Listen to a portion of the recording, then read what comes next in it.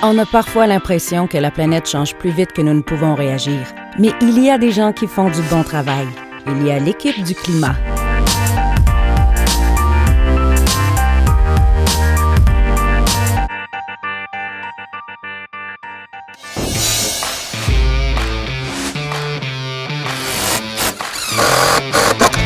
Là, génial. Merci Terry. Une autre station Coastie prête à fonctionner. Bien.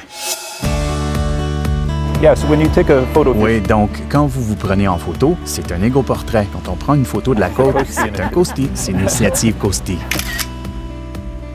Comment prendre un Coastie? 1. Trouvez une station Coastie. 2. Prenez une photo. 3.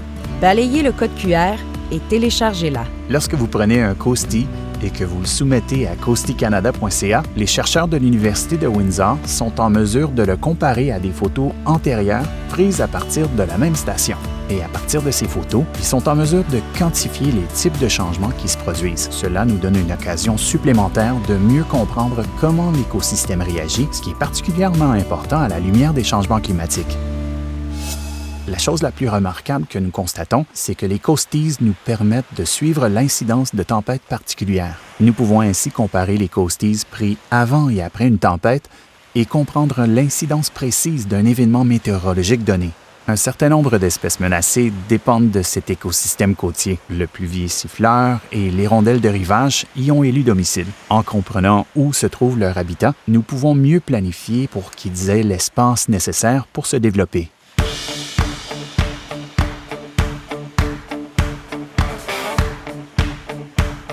Vous voyez le pluvier directement devant vous. Ouais, vous avez un bon œil. Il semble qu'ils aient choisi un habitat vraiment génial cette année. C'est bien que nous puissions fermer ces zones pour le pluvier, mais pouvons-nous faire autre chose pour ces espèces dans un paysage en mutation? Lorsque nous gérons le changement dans le Parc national de l'île du Prince-Édouard, nous utilisons le cadre RAD, résister, accepter ou diriger. Ce sont donc 3 grandes catégories d'options de gestion que nous pouvons envisager. Mais accepter ne veut pas dire que nous ne faisons rien, n'est-ce pas? Non. Donc, dans une zone protégée comme le Parc national de l'île du Prince-Édouard, que ce soit en prenant un Coastie ou en utilisant nos jumelles pour observer le pluvieux aujourd'hui, ce sont toutes des stratégies de surveillance que nous pouvons utiliser pour comprendre la santé à long terme de la population et de l'habitat et accepter le changement afin de fournir à ces espèces les bonnes conditions pour qu'elles soient aussi résistantes que possible au changement climatique. Comment un Coastie devient-il une donnée? Un visiteur prend un Coastie. Comment transformer cette photo en quelque chose d'utilisable? Nous utilisons le programme CoSnap Australia. Il prend un Coastie et en fait une superposition aérienne. Il s'agit donc d'une carte précise dans l'espace. Ce sont donc maintenant des données utiles. C'est extrêmement utile. Ensuite, le programme prend l'image rectifiée et examine les différences de couleurs entre la plage et l'eau, puis il délimite les lignes de rivage réelles. Alors, que vous disent les Coasties sur les différences entre les systèmes dunaires du Parc national de l'île du Prince-Édouard? Les Coasties nous aident à cerner les zones sensibles de l'érosion. Nous constatons un taux d'érosion plus rapide à l'extrémité est de Brackley que sur la plage de Cavendish.